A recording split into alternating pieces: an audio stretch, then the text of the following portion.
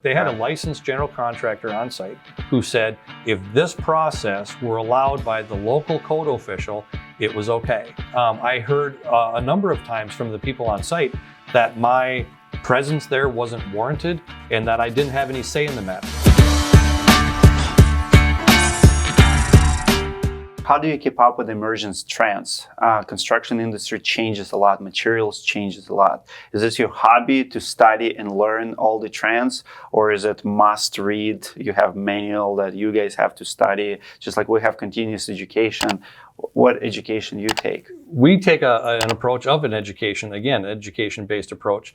We have inspectors meetings twice a week. Some of our inspectors work remotely, so they participate by Zoom, and some actually in-house. So we make it a point to get together at least twice a month with all of our inspectors, and we develop an agenda.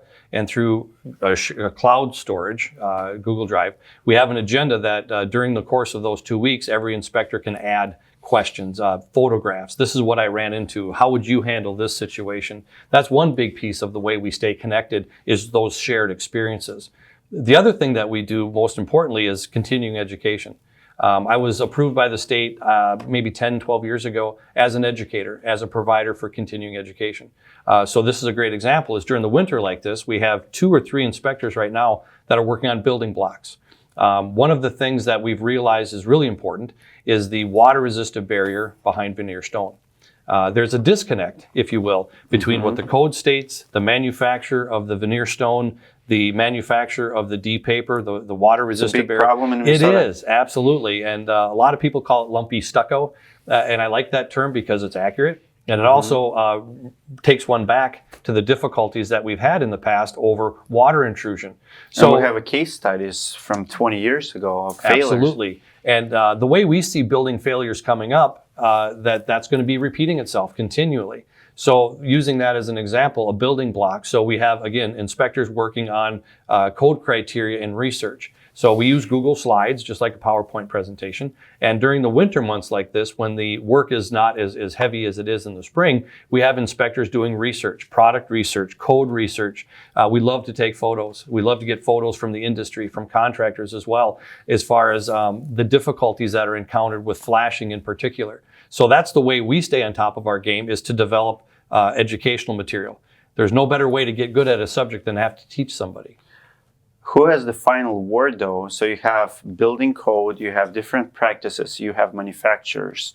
Who has the final say? So let's say you inspect brand new build. I know builders cut corners and go on minimum code, like minimum effort just to pass the code because they're trying to save money. A lot of times they don't meet their own standards, like they install LP, but they don't install it like LP wants to be installed, right? The same goes with veneer, some other projects. So who has the final say? If you go out and inspect, let's give an example of LP Smart Site. You know that LP requires certain things. You know that installer will cut corner, like whatever it is, like maybe gaps, maybe whatever. How can you make that builder accountable? Our approach is really threefold. We inspect, we educate, inspect, and document. First of which is we educate. We make ourselves available to the contractors and the permit applicant, whoever that might be, and we summarize and identify the code provisions that apply to a particular project. That's the first thing we do, is educate. The next we do is to inspect. We go out to the job site and see that the conditions on site do or do not meet the manufacturer's installation criteria as we have found them to be, or the code identification. And then we document. So at the end of it, through an inspection record, ours are electronic. Some people still use paper and pencil. But through that inspection process, we're able to document the fact, met Larry on site. This is what we had found. And everybody has a different line in the sand, if you will. There's certainly a difference between, we don't get into quality and workmanship. The code is not designed to do that. It's for life safety, building durability, energy conservation.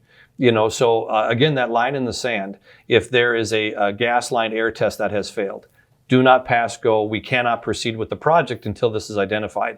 We can't close up the wall systems until that is resolved, until that is fixed. That's life safety. That's an easy one. However, when it comes to building durability, and energy conservation, that's looked at a little differently from our perspective. Certainly the pressures to get the job done and to get things moving along and to close the project out, it's important to realize that we have a role in that as well to make sure that things move along. But directly to your question, I believe the buck stops with the contractor. They're the ones that have the license through the state. They're the ones that are financially liable through their insurance and all of that to follow through on the details, the granular details of the job. And our job is, again, to administer the code.